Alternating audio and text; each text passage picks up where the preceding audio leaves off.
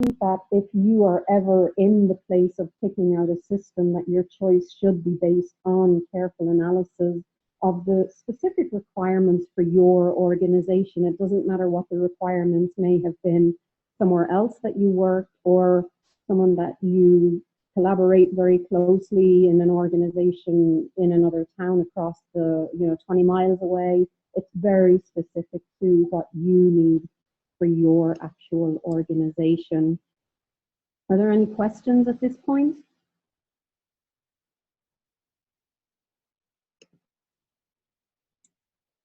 Okay. You may also have heard about a human capital management system, or an HCMS, which goes beyond an HRIS, and it's an umbrella term for integrated software for both employee records and talent management processes all in one system. So it's the most complete type of system. A very basic HRIS would have modules for employee data, payroll, benefits, and time and attendance, for example, while a more robust system will include that, plus probably all of the additional things listed here on the HR data side of the slide. And some of them may even also include some of the talent management options that you see here, maybe recruiting or applicant tracking, for example. I mean, that's a pretty robust HRIS without getting in all the way to an HCMS.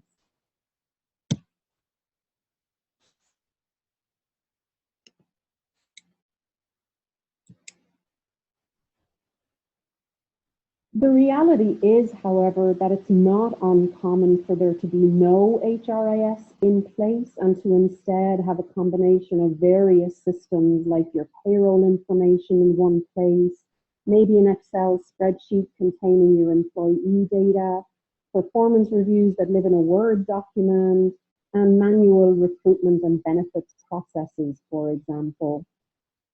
Or maybe some or all of these things are more automated than Excel or Word, but still in various separate systems. Now, that's definitely better than little or no automation, but it's not ideal. So we're going to move on now to our second poll. So if you just take a look at that and answer it, that would be great. And it's asking whether you guys have an HRIS in your organization or not, and if so, what sort. So if you could please answer that, that would be great.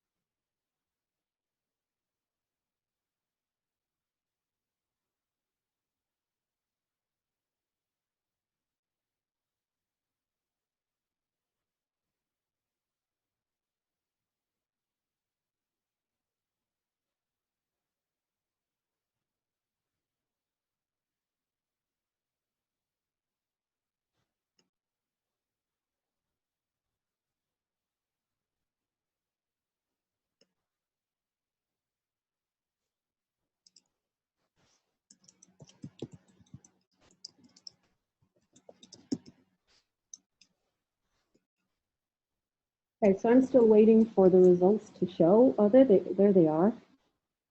Great. So the majority of you have an integrated HRIS that's comprised of the various HR modules. So that's great. And then some of you even have the much more robust human capital management system. So all of the modules in addition to the talent management ones. And then there are a few that have the disparate systems, not one kind of integrated system. Well, even for you, for those of you who do have, some kind of a centralized system in place, I hope that you'll still be able to, take something away from the rest of this portion of the presentation. So again, thank you for sharing.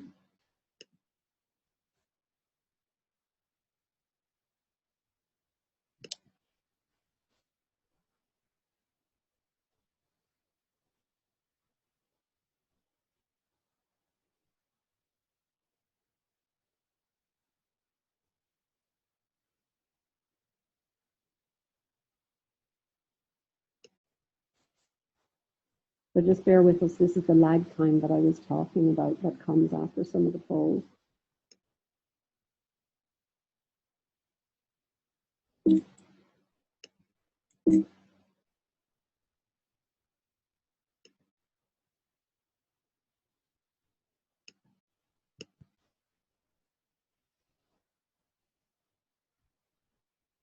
So we'll just take a quick look at some of the issues that are involved with a multi-system process. Again, I know from just having seen the results that this doesn't apply to all of you, but hopefully for those of you that do not have a more robust system, hopefully some of this, will be pertinent to you.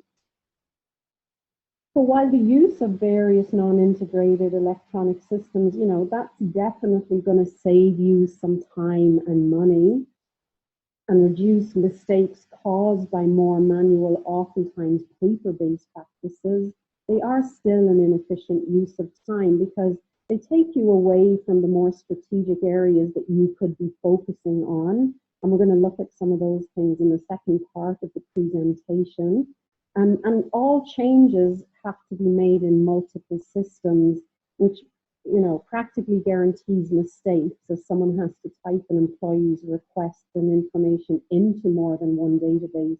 And then all of this leads to frustration and potentially burnout. One thing that's worth thinking about is the amount of paper that you use in your organization and the physical storage space needed with a non-consolidated system, certainly, but even with one that is consolidated, there's just a lot of paper generated. So, maybe converting your documents and other papers into digital form and becoming a paperless office environment, that could be another system that you could want to at some point consider, because it would massively cut down on the amount of paper and then obviously the physical storage space that you would need.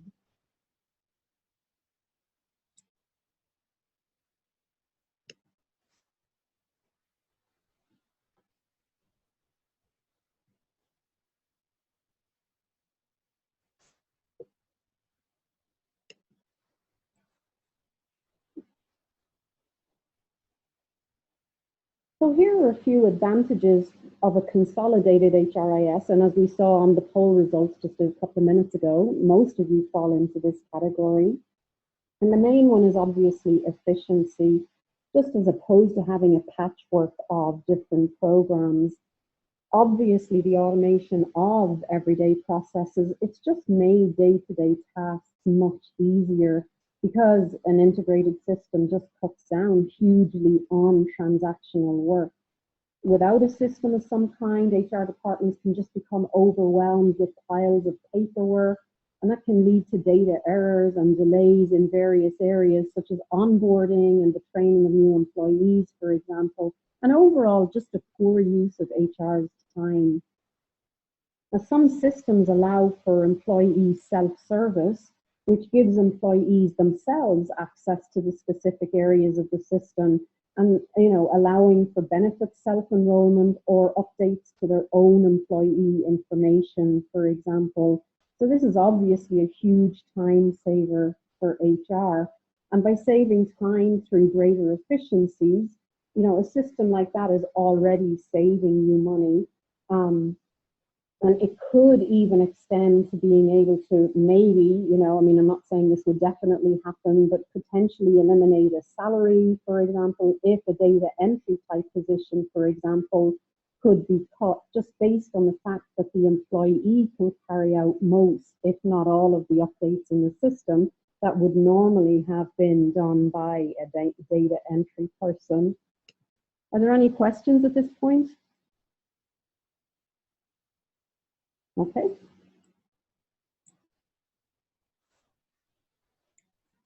Oops, we skipped over this one.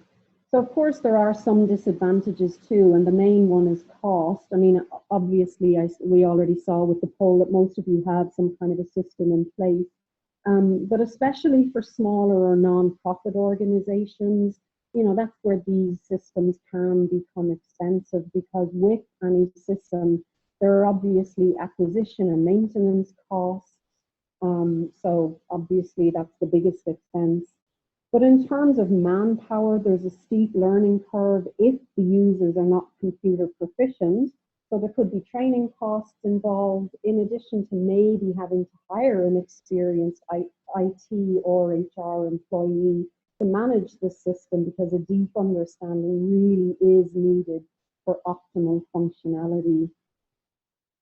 And security, obviously, is one of the main concerns. Systems have to be designed to prevent any kind of unauthorized access to confidential data, and also to avoid any of that information being publicized. So as most of you probably know, because you have these systems in place, this requires a lot of compartments within the system and multiple levels of authority for gaining access. And all of those areas have to be set up and then monitored and maintained on an ongoing basis.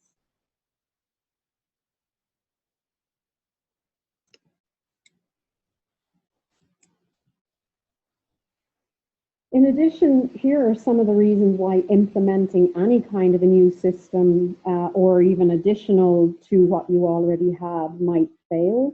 And as you can see, clearly defining your requirements is critical. And part of that would also be including your reporting needs, because that would then ensure that anything that you put in place is going to allow you to track the data that you want to track. And then every other potential barrier up here involves people and communication. So as with any change that you're trying to implement in your organization, clear communication and involving all of the stakeholders in every meeting right from the beginning. And that's just for you to ensure that you get the support that you need, because it's just human nature. If people are involved, there's going to be more buy-in, which is going to make for a much smoother transition for you and the change that you're trying to implement. Okay, so here's the third poll. And this one is asking about the thoughts on your HRIS. The last one asked you what you have in place. Now this is more, well, what about the thoughts? What are your thoughts on what you have in place?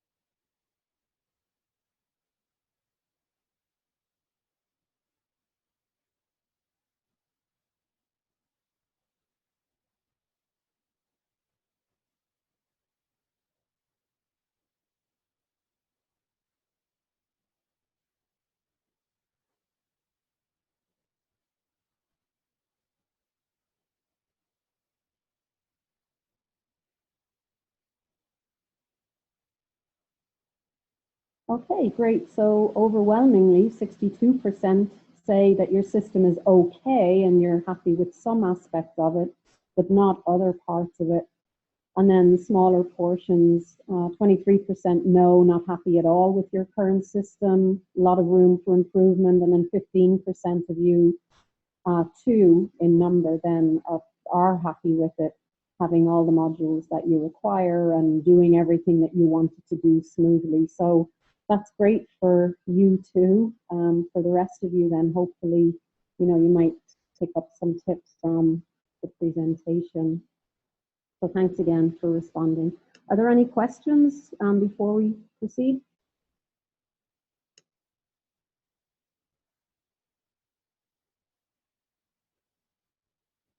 Okay, I'm not seeing any.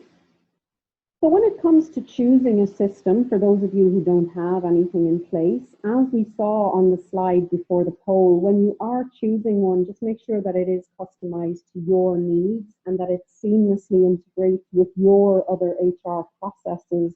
And then you need to identify which processes or tasks take up the most of your time and would most benefit from automation. Then once you've determined what your exact needs are, you can analyze the various vendors out there. One website that you might like to check out is comparehris.com. Now, I haven't ever used them and I don't have any affiliation with them, but just to mention that it's out there, just in case any of you might be looking at some point to either upgrade your HRIS or to get one to begin with. And then really important is to negotiate your contract and make sure that upgrades are part of your contract with any vendor that you decide to do business with. And that's to make sure that your system remains current at all times. Also, no matter what system you choose, remember to check what kinds of training and ongoing support are available for your staff, and make sure that any promises from the sales consultant about training and follow-up, anything that's going to happen after purchase, get all of that written into the contract.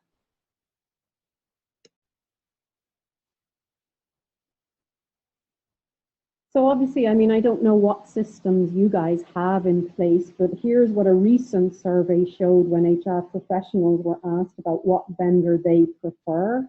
These are obviously some of the biggest names in the business, and they can be quite costly to implement.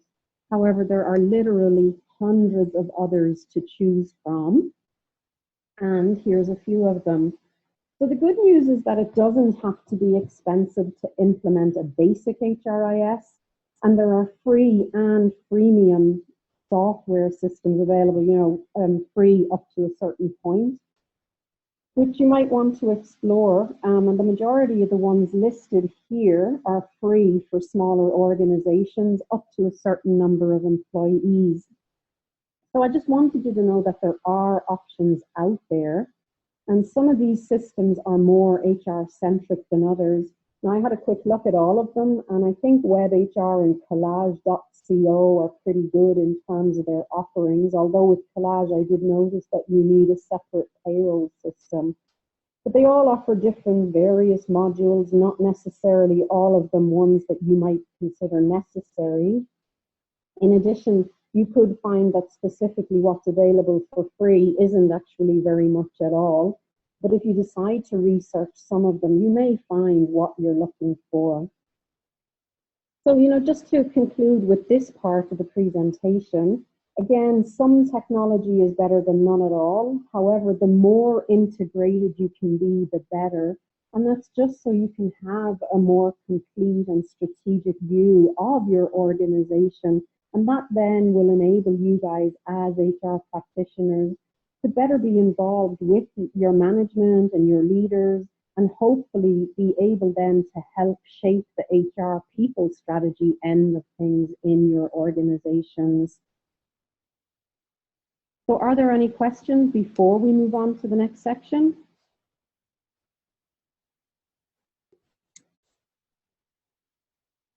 Okay, so this is the HR best practices portion of the presentation, and starting with a definition. This is just one definition.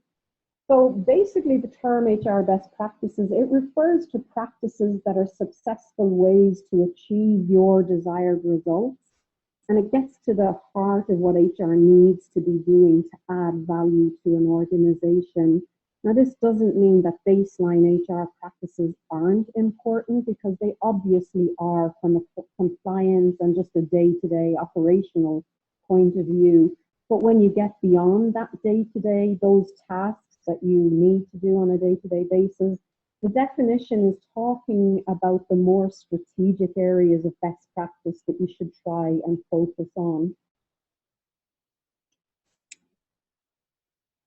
So before we get to that, here are the day-to-day HR practices that should be in place, which I'm sure already are in your organizations. And if that's the case, you're in good shape. And of course, as we just discussed, the more technologically streamlined you can be, the better. So just take a look at these practices, because just in just a moment, there's going to be another poll asking about whether they're in place in your organizations. So in the past, HR's focus was mainly on compliance and employee relations and mitigating risk, and that obviously still plays an important role. And traditionally then just typically the more transactional aspect of HR.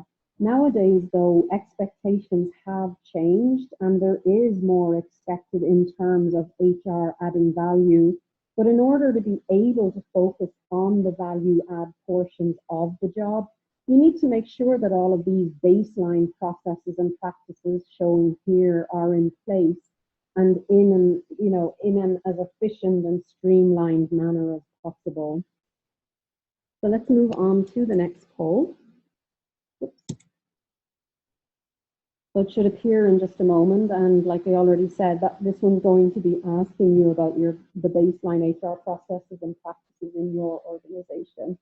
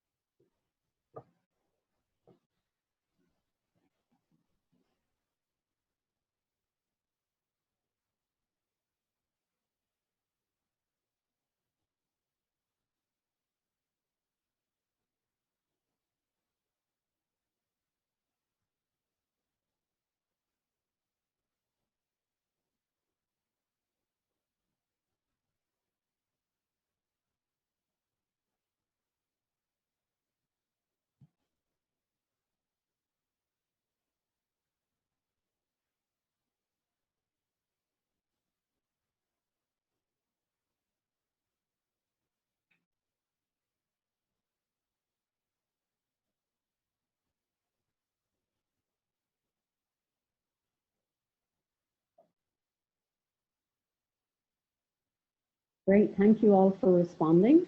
So the majority of you have all of those processes and practices already in place. That's great. That leaves you guys hopefully some time then to focus on some of the more strategic areas. And then for you guys who say that you don't have all of those things in place, I mean, what I would suggest is to try and get everything there in place. Use that slide as your checklist and see what you can set up and get implemented, and then hopefully leaving you guys some time and space to be able to work in some of the other areas. So thank you again all for responding.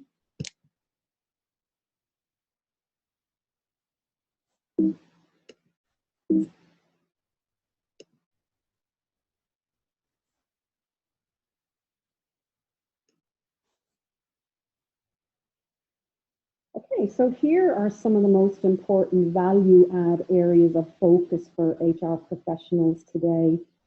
If you can get your culture right, including a focus on employee engagement, then recruitment and retention are going to become much easier for you. So there's a real tie-in across all of these things. Then data analytics is something that's being asked for more often than in the past from HR. And it's certainly a great practice as long as you're focusing on the right metrics.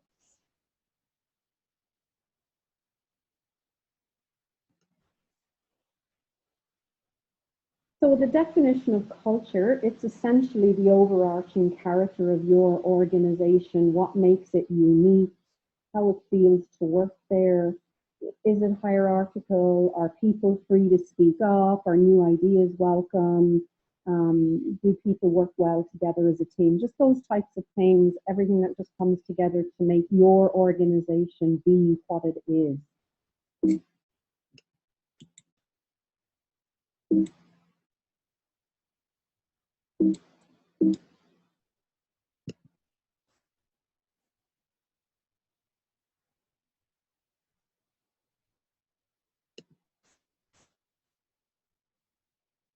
Yeah, so sorry about the delay. I don't know, this slide is not moving forward, so just give me a second.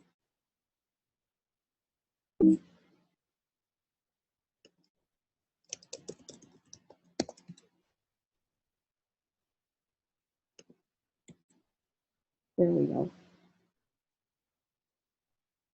So here are the reasons that culture is so important. Developing it builds your brand, and it drives, as I already said, both recruitment and retention, which are two areas of value add for HR when done correctly. So culture really should be an important focus for you. The good news for nonprofits is that money alone is not the thing that keeps people happy at work, and people often care much more about culture. When there's no additional money for salaries, this is just good to know because it means there are other areas of focus uh, on improving things like the culture and employee engagement. So spend some time thinking about what your workplace culture is, what it is now and what you want it to be in the future. And then think about how various workplace practices currently in place either contribute to or take away from the culture that you want to have. And some of those practices could be, do you tolerate poor management styles, not hold managers accountable, not hire employees who are a good fit, or not communicate your mission and your values frequently to your employees. When it comes to culture, the important thing is to start somewhere and begin the discussion with your leadership team about it. In terms of defining it, there are assessment tools and surveys you can use, in addition to things like observation, holding meetings with people, having discussions and interviews, and all of those things can help you gauge your culture and just clarify, well, what is it exactly? And the various tools that you use to do this, they might reveal gaps between your current culture and what you're actually aiming for. Also remember that culture is something that changes over time, so it is something that you need to keep watching, and working on it really is just one of the most important responsibilities that you can do in your job as an HR professional. So moving on now to engagement, which is closely intertwined with culture, since you're not likely to have an engaged workforce if you don't have a great culture. So this description is very succinct, but it's accurate since there's always a level of emotion involved when you care about something, no matter what that is. Sorry, I skipped forward there, but we're there now. So keep in mind that employee engagement, it's not the same as employee happiness or employee satisfaction, which doesn't mean that those two things are not important as well. And in fact, research shows that they are linked to a strong workplace culture and then in turn engagement. But again, it's just to point out that there is a difference, that the terms are not all interchangeable. So typically what happens is organizations measure employee satisfaction, and usually that happens on an annual basis with an employee satisfaction survey. So nowadays, though, because measuring employee engagement has become so much more important, it's time to move away from the satisfaction surveys and start conducting engagement surveys. And they need to happen much more frequently, like quarterly or even monthly, as opposed to, your traditional annual employee survey. You need to know, you need to be measuring, you need to know from a baseline point of view, is anything that I'm changing here or trying to change, is it improving? And are employees realizing and recognizing that it's all improving? So there are your reasons for wanting to do them as frequently as you do, is to keep on top of any changes that you're trying to implement. So here's another poll, so please, if you can answer that. And this one is asking about employee satisfaction or engagement surveys in your organization. So if you can just respond to that, that would be great.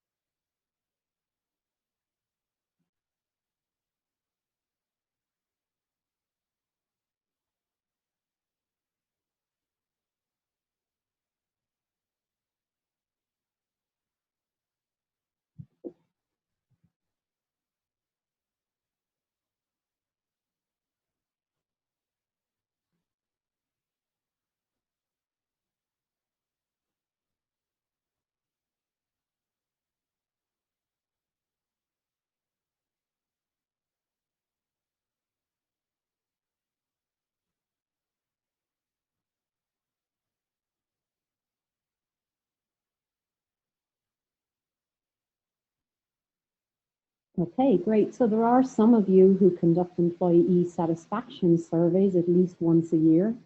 And then currently no one conducts employee engagement surveys. And then there are just some of you who don't do either.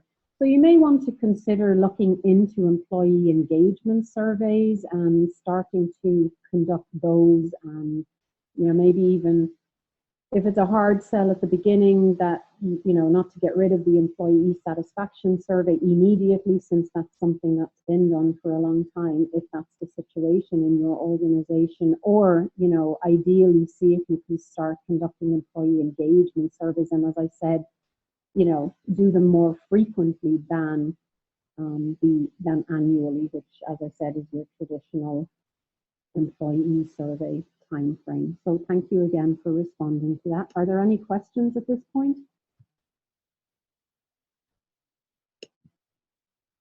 Okay. So I'll move on in just a second, as soon as the lag time ends and it allows me to proceed. Here we go. That wasn't too bad at all. So the reason employee engagement is important is because studies have shown that engaged employees actually care about their work and their organization. They're not just there for a paycheck or the next promotion. They're not showing up every day just to fill a seat and, get a paycheck at the end of the week. Employees who are emotionally committed to their organizations, these people, they are hugely impactful to your organization's success, because high levels of engagement can hugely improve employee productivity, and that in turn then leaves your clients and customers happy. And those employees then, they also help drive retention, because engaged employees don't want to leave. And they also help with recruitment, because employees talk to their friends and post on social media, and they let people know that they love what they do and where they work and why it's such a great place to work. And that's going to impact people wanting to come and work for you. So on the other hand, employees who are not engaged, they probably offer the greatest opportunity for organizations to improve their performance and customer service. So it's important for you to see if you can spot who those employees are. And the way to do it is to find a way to make sure that everyone feels heard and valued and appreciated. So you could start with a baseline assessment, something as simple as asking for a rating score between 0 and 10 of how employees feel about the organization, and then connect with them weekly. Maybe just send out an email to see what they think about a particular topic, and then listen to what they have to say in response, and where possible, implement changes. You never want to ask employees for feedback if you're not going to ever make any changes. That doesn't mean you have to do everything that every employee wants, but you've got to make some changes at least in response to some of the feedback that you receive, so employees see that you mean what you say and you want to take action and you do care about their environment and their culture, and you're serious enough about it that you are going to make some changes based on their suggestions. So moving on now, when it comes to recruitment, attract candidates with your job postings right from the get-go. Make them want to work for you. Write a full, compelling posting, and whatever you do, don't have it read like a job description. A job description is something they're going to get from you once you hire them, but attracting them with the job posting is a completely different kind of a document. Make the job postings exciting and tell the candidates why they want to work for you. In other words, sell your brand. And it's important that you know how to answer these questions here that are on the screen, because they're the things that the candidates are going to be asking themselves. So the more of this information that you can get into your job posting, the better. Are there any questions? Okay, great. Remember your candidate experience throughout the recruitment process. From the time that you post your job, candidates are judging you. They're judging your brand and what you would be like to work for. So make sure your process is easy and moves fairly fast, and that you stay in touch with your candidates frequently if it's not moving as fast as you would like. You streamline your application process and allow online applications, and have your candidates, if possible, submit just a cover letter and a resume for your open positions, and then just have those who you actually want to interview face to face complete your full application form. So, if at all possible, just eliminate the application form as a first step and just have, as I said, those people that you want to see face to face complete them.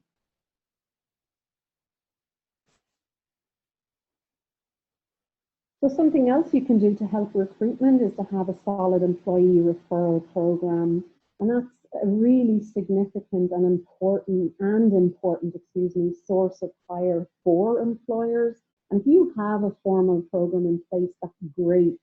And if you don't, it's something that's definitely worth exploring and implementing, because numerous studies have shown the advantages.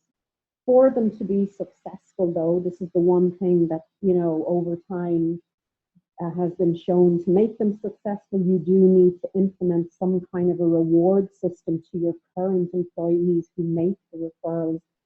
Something like after 90 days of successful employment, you then at that point reward the employee who made the referral.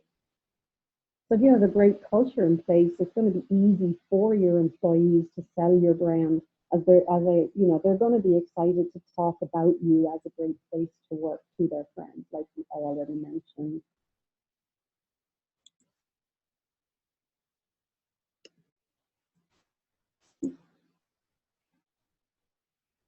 So something else that could be useful is to, develop talent pipelines, and that's, reaching out to candidates who are not actively looking for a job. And that can be through social media like LinkedIn and Facebook, or you add an invite to your website and on your organization's social media account, inviting candidates to submit their resumes and join your talent community. And, even something as simple as keeping in touch with some of the people who apply to a posted position who you really like and they're very well qualified, but for whatever reason they are not hired at that time.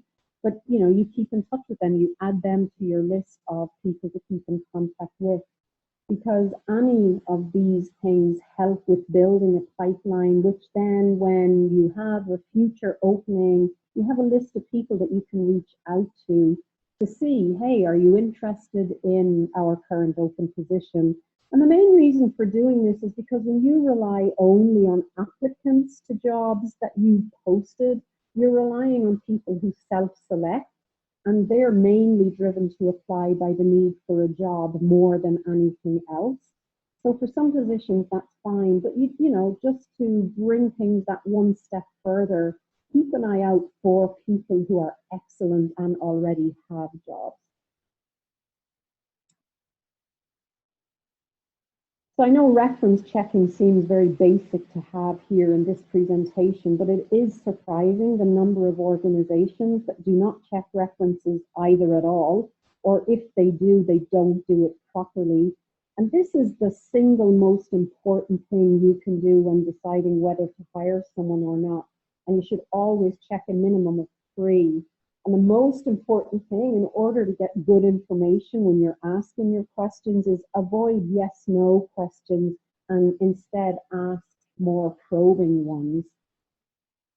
Essentially, if you keep in mind that when it comes to hiring, you're going to have to put in the time at one end of the hiring process or the other.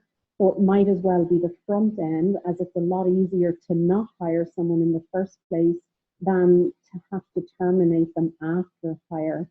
So, take your time and hire the right person, even if it takes a little longer to get someone into the position. In the long run, it's cheaper and more efficient to have the position stay open a little longer and fill it with the right person than to feel a bit stressed or panicked or just wanting to get this position filled and ending up with the wrong person.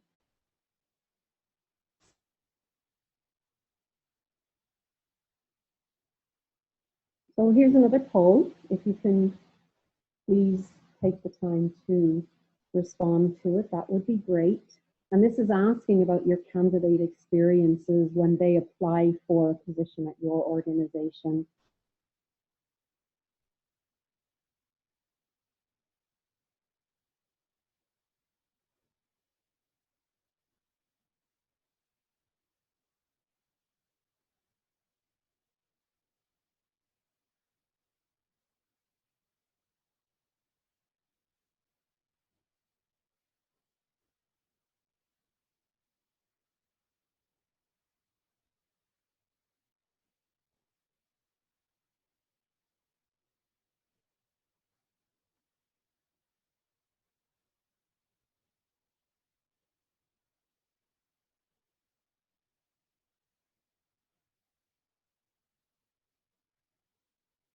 Okay, great, thank you. So 30% of you are pleased. It seems like it moves fast and the process moves smoothly, so that's great. And then 70% of you say that there's room for improvement.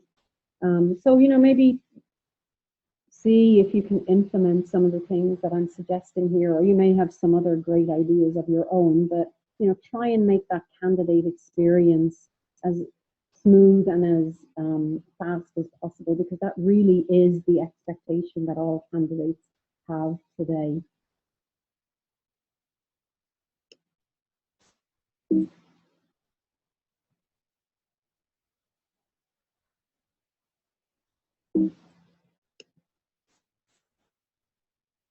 So just working with this lag time again.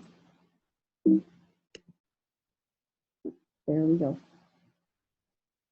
So moving on to retention, here's a recent survey that gave the reasons that employees had left their jobs. Now, whether it's true or not that employees don't leave jobs, they leave managers, and there is definitely some debate around that nowadays.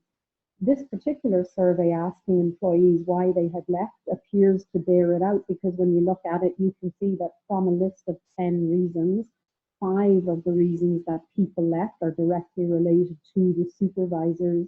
So if these things are happening in your organizations with your supervisors, then, you know, examine whether it's you guys as an organization, whether supervisors are being held accountable and whether you're providing enough supervisor training, for example. I mean, bottom line, it just is really important that you do have solid supervisors in place, because they do have a lot of power in terms of employees deciding whether they're going to stay or go.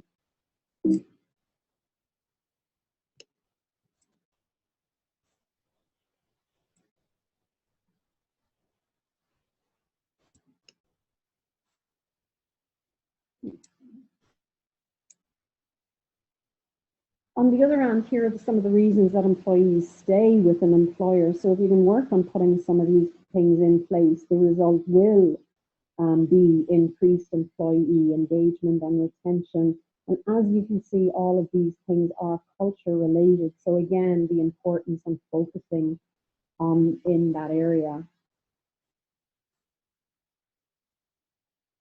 And also important part of a great culture is focusing on your employees' experiences. You know, traditionally, there's always been this focus of the customer is always right, keep the customer happy. But recently, organizations have begun paying more attention to their employees and their experiences, and, you know, essentially looking at anything and anyone that influences an employee's behaviors and engagement and just their experience at work. So if you start doing this in your organizations, in addition to the other culture related things that we looked at, you know, this will impact retention and employees will be less likely to leave.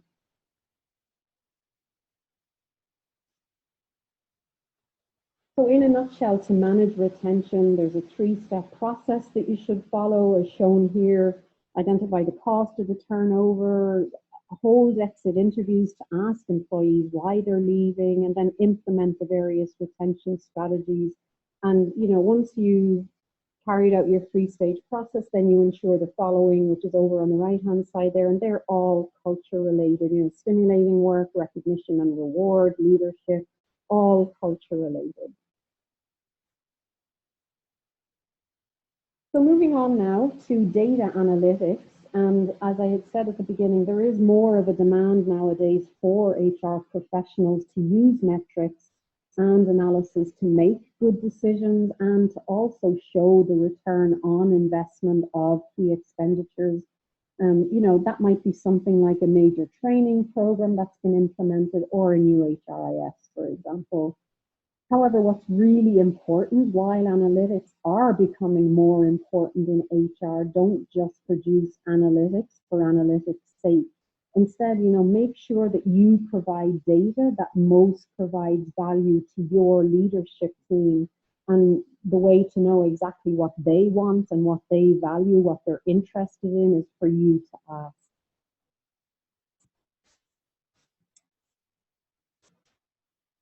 So in conclusion, here are a few metrics that you could measure and track. And this is just to give you a few examples, because again, it depends on what interests your leadership.